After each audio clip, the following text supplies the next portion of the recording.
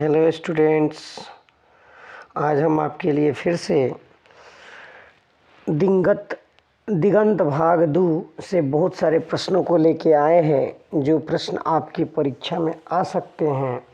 इन प्रश्नों को देख करके आपको आपके फाइनल एग्ज़ाम में बहुत सारे मदद मिल सकते हैं। अतः आप हमारे वीडियो को देखते रहिए और लाइक सब्सक्राइब कर दीजिए ताकि जो भी नया वीडियो मिले उसका नोटिफिकेशन आपके फ़ोन तक पहुंच जाए। तो शुरू करते हैं। आज के इस वीडियो में हम आपके लिए लेके आए हैं 100 प्रश्न का सेट, जो कि आपके लिए बहुत ही उपयोगी हो सकता है आपके परीक्षा के नज़रिए से। तो सबसे पहले हम आपको लगभग 100 प्रश्नों का एक सेट देंगे। अभी ये सेट शुरू करेंगे हम। तो शुरू करते हैं। सेट का पहला क्वेश्चन है, गांधी जी को महुए के पेड़ के नीचे जगह किसने दी? तो इसका सही आंसर होगा, वहाँ पे जो मठ था उसके महंत ने गांधी जी को महुए के पेड़ के पास जगह दी थी, जहाँ पे उन्होंने झोंपड़ी लगाया था। बाद में उस झोंपड़ी में आग लगा दिया गया अंग्रेज अधिकारी एमन द्वारा। अगला प्रश्न है, नामवर सिंह को किस पुस्तक पर साहित्य अकादमी पुरस्कार मिला था? तो सही आंसर है, नामवर सिंह को कविता के नए प्रतिमान के लिए पुरस्कार मिला था। अगला प्रश्न है, तीसरा नंबर प्रश्न है आपके लिए, दलित साहित्य और सौंदर्य शास्त्र आलोचना पुस्तक किसने लिखी थी? तो ये आप आराम से याद कर सकते हैं। आपके बुक में दलित राइटर एक ही हैं जिनका नाम है ओम प्रकाश वाल्मीकि, और ये रचना उन्हीं की है। ठीक है। अगला प्रश्न है आपके लिए, ओम प्रकाश वाल्मीकि को कौन कौन से सम्मान प्राप्त हुए हैं? ओम प्रकाश वाल्मीकि को उपयुक्त सभी सम्मान प्राप्त हुए हैं। डॉक्टर अंबेडकर राष्ट्रीय पुरस्कार, परिवेश सम्मान, जयश्री सम्मान और कथाक्रम सम्मान सभी प्राप्त हुए हैं, इसलिए इसका आंसर उपयुक्त सभी होगा। अगला प्रश्न है आपके लिए, मलयज का जन्म कहाँ हुआ था? तो मलयज का जन्म आजमगढ़ जिला के महुई गांव उत्तर प्रदेश में हुआ था। इसका सही आंसर है सी। अगला प्रश्न है, तिरछ यानी बिस्खाफर यानी जहरीला लिजर्ड में कितना जहर होता है? तो आप लोग सुने होंगे गेहुअन सांप का नाम। किसका नाम जी? गेहुअन सांप के से ज़्यादा होता है। अगला प्रश्न है हमारा, उदय प्रकाश का जन्म स्थान कहाँ है? तो उदय प्रकाश का जन्म स्थान है सीतापुर, अनूपपुर, मध्य प्रदेश। सीतापुर, अनूपपुर, मध्य प्रदेश इनका जन्म स्थान है। आगे बढ़ते हैं। अगला प्रश्न है, सुभद्रा कुमारी चौहान का जन्म कब हुआ था? सुभद्रा कुमारी चौहान का जन्म 16 अगस्त 1904 को हुआ था। सुभद्रा कुमारी चौहान का जन्म 16 अगस्त 1904 में हुआ था। अगला प्रश्न है, जे कृष्णमूर्ति का जन्म स्थान कहाँ है? जे कृष्णमूर्ति का जन्म स्थान आपका दनपल्ली, चित्तूर, आंध्र प्रदेश है। सही आंसर आपका ए होगा। अगला प्रश्न है, कवि मलिक मोहम्मद जायसी के पिता का नाम क्या था? तो उनके पिता का नाम 2 नाम था, मलिक शेख ममरेज और मलिक राजे अशरफ। अगला प्रश्न है, सूरदास का निवास स्थान कहाँ है? तो सूरदास का निवास स्थान ब्रज क्षेत्र है। मऊ घाट, वृंदावन और पारसोली ग्राम 3 जगह पे वो रहे थे अपने पूरे जीवन काल में। अब दे रहा है कि कछु खाली स्थान को भरे, कछुक खात कछु धरणी गिरावत, ये कछुक खात कछु धरणी गिरावत छवि निरखत नंदरनिया, इसमें सही आंसर होगा छवि। आगे बढ़ते हैं। अगला प्रश्न है हमारा, कवि किसकी लिखी पंक्ति है? नाम लय भरे उदर एक प्रभु दासी दास कहाई। यह रचना किसकी है? तो यह रचना है तुलसीदास की। तुलसीदास कहते हैं कि प्रभु का एक बार नाम लेने से ही पेट भर जाता है। अगला प्रश्न है, कविता करके तुलसी न लसे, कविता लसी पा तुलसी की कला। ये पंक्तियाँ किसको अमर बनाती है? तो ये किसको, ये तुलसी इसमें नाम आ रहा है, तो इसका सही आंसर होगा तुलसीदास। सही आंसर होगा तुलसीदास। अगला प्रश्न है, प्रश्न संख्या 15 है, तुलसीदास के शिक्षा गुरु कौन थे? तो तुलसीदास के शिक्षा गुरु का नाम था शेष सनातन, काशी के विद्वान, उनका नाम था शेष सनातन। अगला प्रश्न है, किसने कहा लिखा है गद्य लिखना भाषा को सार्वजनिक करते जाना है? तो इसका सही आंसर होगा, ये बात रघुवीर सहाय ने कही है। अगला प्रश्न है, बाल कृष्ण भट्ट ने मोटा मोटी कुल कितने निबंध लिखे हैं? तो सही आंसर होगा, उन्होंने लगभग 1000 के आसपास उन्होंने निबंध लिखा है। अगला प्रश्न है 18 नंबर, देखते हैं। उसने कहा था कहानी में आचार्य महावीर प्रसाद द्विवेदी द्वारा संपादित पत्रिका सरस्वती में कब प्रकाशित हुई? तो हमारा आंसर होगा जून 1915 में। जून 1915 में यह प्रकाशित हुई थी। अगला प्रश्न है, किन विषयों पर गुलेरी जी ने लेखन किया था? किन विषयों पर गुलेरी जी ने लेखन किया था? तो उन्होंने प्राच्य विद्या, पुरातत्व और समसामयिक विषय पर लिखा था, इसलिए इसका आंसर उपयुक्त सभी होगा। आगे बढ़ते हैं। अगला प्रश्न है हमारा 1965 में समाज सेवा के लिए कि मैग्सेसे सम्मान किसे मिला था? मैग्सेसे सम्मान आपको मिला था जयप्रकाश नारायण को। किसको मिला था जी? जयप्रकाश नारायण को मैग्सेसे पुरस्कार मिला था। अगला प्रश्न है, नामवर सिंह का जन्म कहाँ हुआ था? तो एक गांव है जियनपुर, वहीं पे इनका जन्म हुआ था। अगला प्रश्न है, यह पंक्ति किस पाठ की है कि कामिनी तो अपने साथ यामिनी की शांति लाती है? ये पंक्ति किस पाठ की है? तो ये पाठ अर्धनारीश्वर की है। ये पंक्ति अर्धनारीश्वर की है और अर्धनारीश्वर के रचनाकार रामधारी सिंह दिनकर हैं। आगे बढ़ते हैं। अगला प्रश्न है, अर्धनारीश्वर किस प्रकार की रचना है?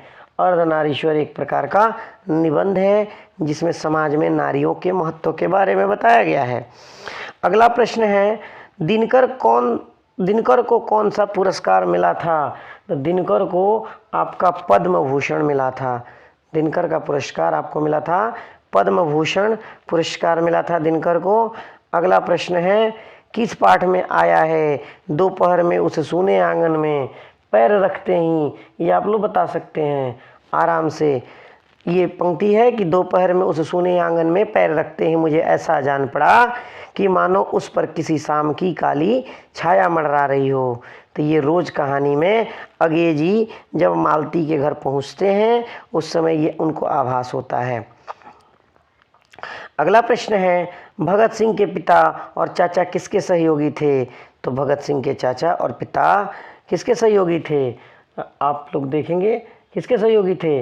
लाला लाजपत राय के सहयोगी थे। अगला प्रश्न है, भगत सिंह को कितनी बार जेल जाना पड़ा? भगत सिंह को कितनी बार जेल जाना पड़ा? भगत सिंह कितनी बार जेल गए थे? तो इसका आंसर है, उनके जेल जाने की कोई निश्चित गिनती नहीं थी, अतः हम लोग क्या लिखेंगे? अनेक बार। उनकी जेल जाने की कोई विशेष गिनती नहीं थी। अब आगे बढ़ते हैं। शदानिरा किस नदी को निमित्त करके लिखा गया है? तो आप बिहार में जो एक नदी है गंडकी नदी, जिसको गंडक नदी भी कहा जाता है या बूढ़ी गंडक भी कहा जाता है, इसी नदी के ऊपर यह निबंध लिखा गया है। आगे बढ़ेंगे। वसुंधरा भोगी मानव और धर्मांध मानव एक ही सिक्के के दो पहलू हैं। यह पंक्ति किस पाठ से ली गई है? तो ये आपका लिया गया है ओषधा नीरा से लिया गया है। इसका सही आंसर ओषधा नीरा होगा। अगला प्रश्न है, मोहन राकेश की कहानी संग्रहों के नाम लिखें। यानी मोहन राकेश ने जिसमें अपनी कहानियों की रचना की है उन किताबों का नाम लिखना है। तो उनका ये तीनों सही है, अतः इनका इस क्वेश्चन का सही आंसर होगा उपयुक्त सभी। अगला प्रश्न हम बढ़ते हैं। 31 नंबर प्रश्न है हमारे सामने। किसकी लिखी कविता है? सूर्य कवित सुनी कौन कवि, जो नहीं सिर चालन करे। यानी ये सूरदास की कविता सुनकर कौन व्यक्ति सिर चालन नहीं करता है? यह छपै में लिखा गया है, नाभादास ने लिखा है। कवित्त में लिखा गया है और जिसको नाभादास ने लिखा है। अगला बढ़ते हैं। छपै ही होगा ना, आगे बढ़ते हैं। छपै होगा आगे। छपै शीर्षक कविता के रचयिता कौन है? तो छपै शीर्षक कविता के रचयिता नाभादास हैं। आगे बढ़ते हैं। अगला प्रश्न है, अपनी कविता में भूषण ने किनका गुणगान किया है? अपनी कविता में भूषण ने महाराणा प्रताप का गुणगान नहीं किया है। महाराणा प्रताप का नहीं किया है उन्होंने। इसमें दो आदमी का होना चाहिए, छत्रपति शिवाजी और छत्रसाल का। तो यहाँ पे हो जाना चाहिए बी और सी। आगे बढ़ते हैं। अगला प्रश्न है, भूषण कवि के आश्रयदाता कौन थे? भूषण कवि के आश्रयदाता कौन थे? इसका आंसर होगा उपयुक्त सभी। इसका आंसर होगा उपयुक्त सभी। अगला प्रश्न है, कामायनी की नायिका कौन है? कामायनी की नायिका कौन है? तो कामायनी कहानी की नायिका श्रद्धा है। अगला प्रश्न है, जयशंकर प्रसाद का जन्म कब हुआ था? जयशंकर प्रसाद का जन्म 1889 में हुआ था। अगला प्रश्न है, सुभद्रा कुमारी चौहान की कविता का केंद्रीय भाव क्या है? तो इसका सही आंसर होगा यथार्थनिष्ठ राष्ट्रीय भावधारा। यथार्थनिष्ठ राष्ट्रीय भावधारा इसकी सही आंसर होगी। अगला प्रश्न है, मुन्नी कौन थी? तो मुन्नी सिपाही की माँ की एक किरदार है और वो उसमें जो माँ का नाम है बिस्नी है और उस मुन्नी उन्हीं की बेटी होती है। अगला प्रश्न है, किस कविता में ये पंक्तियाँ आई है एशिया के, यूरोप के? तो सारे दुनिया के लोगों का जन जन का चेहरा एक कविता से ये पंक्ति ली गई है। इसका सही आंसर होगा बी। अगला प्रश्न है 40 नंबर देखेंगे हम लोग। किस पत्रिका के संपादन के कारण रघुवीर सहाय का नाम हुआ था? वो कौन सी पत्रिका में संपादन का काम कर रहे थे जिससे उनको ज़्यादा प्रसिद्धि मिली थी? तो वो था दिनमान। वो उनकी पत्रिका था, क्या था जी? दिनमान था। अगर आप लोग हमारे चैनल पे नए हैं तो थोड़ा सब्सक्राइब कर दीजिए ताकि अगला वीडियो आपको पता चल सके, और अगर पहले से हैं तो वीडियो को लाइक करिए, शेयर कीजिए ताकि और भी विद्यार्थियों को लाभ हो। किस कविता की पंक्तियां हैं कि हर वो आदमी जो मेहनत कश लोहा है, हर वो औरत दबी सताई बोझ उठाने वाली लोहा है? तो ये प्यारे नन्हे बेटे को कविता से ली गई है जी। प्यारे नन्हे बेटे को कविता से ली गई है। अगला कविता है, अशोक वाजपेयी किस काल के कवि थे? अशोक वाजपेयी किस काल के कवि थे? तो अशोक वाजपेयी आधुनिक काल के कवि थे। अगला प्रश्न है 43 नंबर प्रश्न है, किस पाठ में आया है कि जैसे गिर गया हो गजदंतों को गवाकर कोई हाथी? यह पंक्ति किस पाठ का है? तो ये कविता गांव के घर का है, जिसमें गांव में हुए बदलाव को कवि गजदंत की गंवाए हुए दांत के बारे में बात करते हैं। अगला, रस्सी का टुकड़ा शीर्षक का रचयिता कौन है? तो इसका आंसर होगा गाइडी मोपासा। ये आपके प्रतिपूर्ति 3 जो पार्ट दिए गए हैं उससे प्रश्न है। आगे बढ़ते हैं। अगला प्रश्न है, क्लर्क की मौत में क्लर्क का नाम क्या था? क्लर्क की मौत में क्लर्क का नाम था इवान मिचित्र चेखकोव। ठीक है। अगला प्रश्न है, उदंड का विलोम, उदंड का विलोम आपका विनम्र होता है। अगला प्रश्न है अपमान शब्द का विलोम, अपमान का विलोम आपका सम्मान होता है। अगला प्रश्न है अथ, अथ का विलोम आपका इति होता है, अथ का विलोम आपका इति होता है। अगला प्रश्न है आर्द्र का विपरीतार्थक शब्द क्या होगा? तो आर्द्र का विपरीतार्थक, आर्द्र मतलब गीला होता है तो उसका विपरीतार्थक शुष्क होगा। अगला प्रश्न है पुरस्कार, पुरस्कार। अगला प्रश्न है पुरस्कार शब्द का विलोम क्या होगा? तो पुरस्कार का विलोम होता है दंड, पुरस्कार का विलोम होगा दंड। अगला प्रश्न हम लोग देखते हैं, तब तक आप हमारे चैनल को सब्सक्राइब कर दीजिए भैया। आगे बढ़ते हैं। अगला प्रश्न है शिव का पर्यायवाची, शिव का पर्यायवाची आपका होता है रुद्र। शिवालय उनके घर को कहा जाता है, रुद्राक्ष उनके अंश को कहा जाता है, हरि विष्णु को कहा जाता है। आगे बढ़ते हैं। अगला प्रश्न है मूर्ख का पर्यायवाची, मूर्ख का पर्यायवाची मूढ़ होता है, मूर्ख का पर्यायवाची मूढ़ होता है। अगला प्रश्न है, अगला प्रश्न है पक्षी शब्द का पर्यायवाची क्या होगा? तो पक्षी शब्द का पर्यायवाची खग होता है। अगला प्रश्न है जिसने यश प्राप्त कर लिया हो उन्हें क्या कहा जाता है? जिसने यश प्राप्त कर लिया हो उनको यशस्वी कहा जाता है। अगला प्रश्न है, अगला प्रश्न है वह स्थान जहाँ सेना रहती है क्या कहलाता है? वह स्थान जहाँ सेना रहती है उसे छावनी कहा जाता है, उसे छावनी कहा जाता है और इसे अंग्रेजी में कैंट कहा जाता है। आगे बढ़ेंगे। अगला प्रश्न है जिस पुरुष की स्त्री मर गई हो उन्हें क्या कहा जाता है? तो उन्हें विदुर कहा जाता है, उन्हें विदुर कहा जाता है। अगला प्रश्न है, अगला प्रश्न है आपके लिए जो कुछ भी नहीं जानता है, जो कुछ भी नहीं जानता है उन्हें अज्ञ कहा जाता है और अज्ञ शब्द से ही अज्ञानी बना हुआ है। अगला प्रश्न है, अगला प्रश्न है जिस कन्या का विवाह हो गया हो, जिस कन्या का विवाह हो गया हो उस कन्या को सौभाग्यवती कहा जाता है। अगला प्रश्न है, अगला प्रश्न है आजन्म कौन सा समास है? आजन्म कौन सा समास है? तो यह एक द्वंद्व का काम एक अव्यय का काम करता है, इसलिए यह अव्ययी भाव समास है। अगला प्रश्न है आजकल, आजकल में दोनों शब्द प्रधान हैं इसलिए यह द्वंद्व समास है।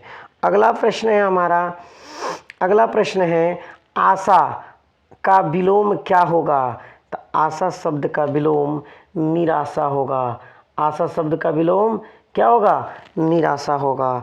अगला प्रश्न है, अगला प्रश्न है हमारा नाक काटना, नाक काटने का अर्थ होता है अपमानित करना। नहीं बोलता है कि हम उनका नाक काट देंगे, यानी या नाक कटा दिया सब लोगों ने, तो अपमानित करना होता है। आगे अपना उल्लू सीधा करना, सीधा बात है, अपना उल्लू सीधा करना मतलब होता है अपना काम निकालना। अगला प्रश्न है ईंट से ईंट बजाना, ईंट से ईंट बजाने का मतलब होता है विनाश कर देना किसी का, एकदम से उनसे नहीं बोलते हैं कि उन्होंने अपने दुश्मनों की ईंट से ईंट बजा दी। त्राही त्राही करना, त्राही त्राही करना मतलब होता है बहुत दुखी होना, वो लोग किसी त्राही त्राही करके किसी के पास मदद के लिए पहुंच जाते हैं। अगला प्रश्न है कार्य करने वाला, कार्य करने वाले को कार्यकर्ता कहा जाता है, कार्य करने वाले को कार्यकर्ता कहा जाता है, तो इसका आंसर ए होगा दांत खट्टे करना। देखिए कितना अच्छा अच्छा प्रश्न है आपके लिए। दांत खट्टे करना, दांत खट्टे करना मतलब होता है पराजित करना, हरा देना। अगला प्रश्न है आपके लिए कमल का पर्यायवाची कौन सा है? तो कमल का पर्यायवाची जलज होता है, यानी जिनका जन्म जल में हुआ हो वह जलज होते हैं। अश्व, अश्व शब्द का पर्यायवाची क्या होगा? तो घोटक होता है। अगला प्रश्न है सुगंध, सुगंध का पर्यायवाची क्या होगा? सुगंध का पर्यायवाची आपके लिए, सुगंध का पर्यायवाची आपका होता है सभी होता है। इसमें सुगंध का पर्यायवाची सुरभि होता है, सौरभ, सुवास, इसलिए इसका आंसर उपयुक्त सभी होगा। अगला प्रश्न है कमल नयन का समास होगा, तो इसका होता है कमल सा नयन, तो यह आपका कर्मधारय समास है। कमल के समान नयन, यह कर्मधारय होता है। समास का अर्थ है, समास जो होता है ना, दो शब्दों का संक्षेप शब्द होता है, दो या दो से अधिक पदों का संक्षेपण होता है, अतः यह संक्षेप होता है समास। हिमालय का विग्रह होगा हिम का आलय, हिम का आलय अगर पूछ दे कि हिमालय कौन सा समास है, तो इसमें देखिए आपका कारक चिन्ह आ रहा है, तो यह आपका तत्पुरुष हो जाएगा। क्या हो जाएगा? तत्पुरुष हो जाएगा। लेकिन अभी पूछ रहा है कि इसका विग्रह बताइए, तो आप बता दीजिएगा हिम का आलय। अगर समास का प्रकार पूछे तो तत्पुरुष बता दीजिएगा। घर शब्द का पर्यायवाची, घर शब्द का पर्यायवाची आपका गे होता है, गे होता है। निकेतन अगर होता तो निकेतन होता, वास, शाला, ये सब घर का पर्यायवाची शब्द होता है। आगे बढ़ेंगे।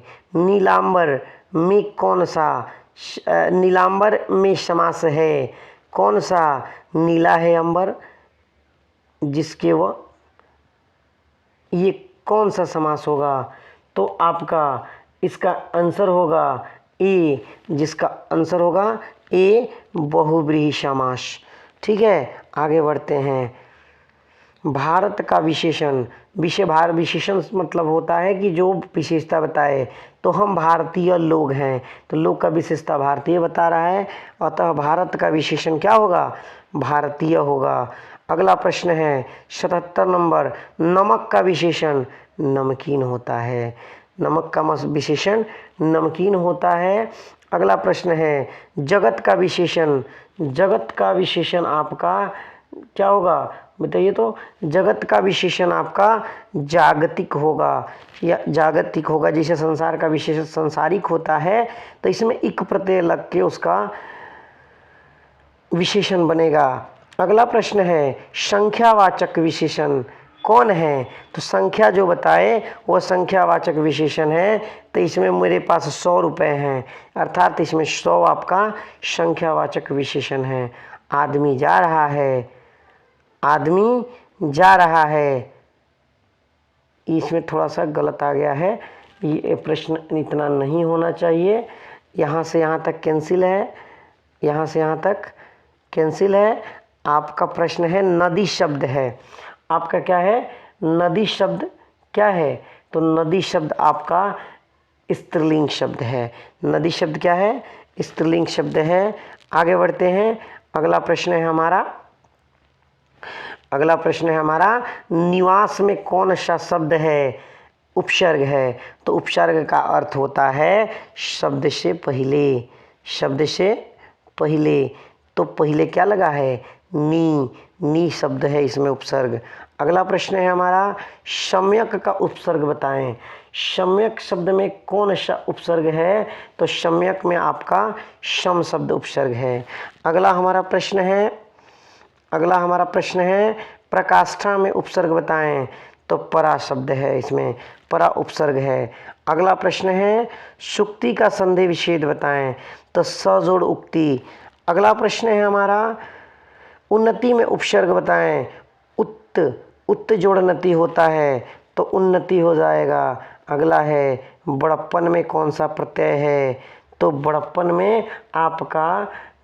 में कौन सा प्रत्यय है? तो आपका अपन प्रत्यय है बड़प्पन में।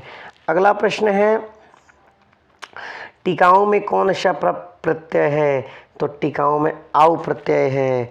अगला प्रश्न है हमारा घूसखोर का प्रत्यय बताएं। तो घूस और खोर, इसमें खोर प्रत्यय है। कौन सा प्रत्यय है जी? खोर प्रत्यय है। आगे बढ़ते हैं हम लोग। पठनीय में कौन सा प्रत्यय है? तो ध्यान देंगे पठ और निय, इसमें आपका अनीय प्रत्यय है। कौन सा प्रत्यय है जी? अनीय प्रत्यय है। अगला प्रश्न है हमारा क्वेश्चन आपका 90, दर्शनीय में कौन सा है? तो दर्शनीय, देखिए शब्द को तोड़ेंगे पता चल जाएगा, अगर संधि विच्छेद आएगा तो आप बता सकते हैं। दर्शनीय में कौन सा है प्रत्यय? तो दर्शनीय में ईय प्रत्यय है। कौन सा प्रत्यय है जी? ईय प्रत्यय है। अगला प्रश्न है हमारा, आँख कौन सा लिंग है? आँख का लिंग बताएंगे तो लोग बोलते हैं ना मेरी आँख लग गई, तो क्या होता है? स्त्रीलिंग शब्द है। अगला प्रश्न है आचरण, आचरण कौन सा लिंग है? तो आचरण आपका पुल्लिंग है। क्या है? उसका आचरण अच्छा नहीं है। लोग बोलते हैं ना अच्छा नहीं है, अगर स्त्रीलिंग होता तो बोलते कि अच्छी नहीं है।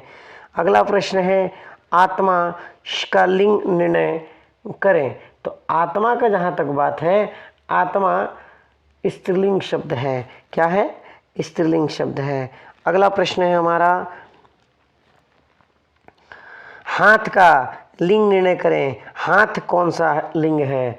तो हाथ का आपका पुल्लिंग शब्द है। उसका जैसे आप लोग बोलते हैं ना हाथ टूट गया कि टूट गई, टूट गया, पुल्लिंग शब्द होगा। अगला प्रश्न है सज्जन का संधि विच्छेद। तो सत जोड़ जन होता है, सत जोड़ जन होता है। अगला प्रश्न है हमारा उच्चारण का संधि विच्छेद। तो उत जोड़ चारण होगा। उच्चारण का संधि विच्छेद क्या होगा? उत जोड़ चारण होगा। अगला प्रश्न है उद्गम, उद्गम का संधि विच्छेद उत जोड़ आगम होता है। अगला प्रश्न है हमारा संधि कितने प्रकार के होते हैं? इसमें ऑप्शन गलत है, ऑप्शन गलत है। संधि आपके 3 प्रकार के होते हैं, व्यंजन संधि, स्वर संधि और विसर्ग संधि। व्यंजन संधि, स्वर संधि और विसर्ग संधि, 3 प्रकार के संधि होते हैं आपके। और अगला प्रश्न है दर्शनीय में कौन सा संधि ऐसा कौन सा प्रत्यय है? तो अभी हम थोड़ी देर पहले इस क्वेश्चन को बता चुके हैं, इसमें ईय प्रत्यय है। अगला प्रश्न है दुस्साहस में कौन सा प्रत्यय, कौन सा विच्छेद होगा? संधि विच्छेद। तो दुह जोड़ साहस होगा, ये विसर्ग संधि है। और आपका 100 प्रश्न पूरा हुआ। मुझे आशा है कि आप हमारे चैनल को सब्सक्राइब करेंगे, आप हमारे चैनल को सब्सक्राइब करेंगे, वीडियोस को लाइक करेंगे और शेयर करेंगे ताकि अन्य छात्र को भी इससे लाभ मिल सके। आप जुड़े रहिए विक्की इंग्लिश क्लासेस से। आपको बहुत सारे नए नए प्रश्न मिलते रहेंगे। धन्यवाद।